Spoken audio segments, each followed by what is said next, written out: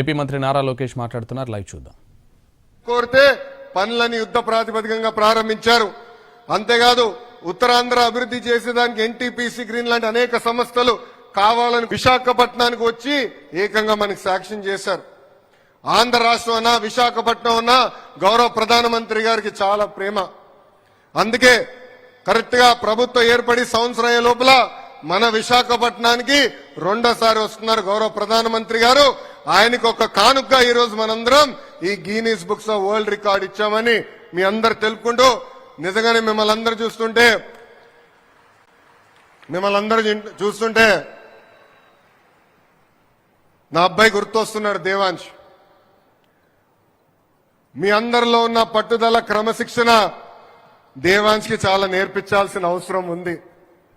Master గారు ఏ ఆదేశాలైతే ఇచ్చారో ఒక క్రమశిక్షణ పట్టుదలతో మీరు పాటించి ఈ కార్యక్రమాన్ని జయప్రదం చేసినందుకు మీ అందరికీ నా హృదయపూర్వక ధన్యవాదాలు తెలుపుకుంటూ, ఈ రోజు మీరందరూ భారతదేశానికే ఒక దిశ నిర్దేశం ఇచ్చినందుకు నా హృదయపూర్వక ధన్యవాదాలు తెలుపుకుంటూ మీ అందరి దగ్గర నుంచి సెలవు తీసుకుంటున్నా.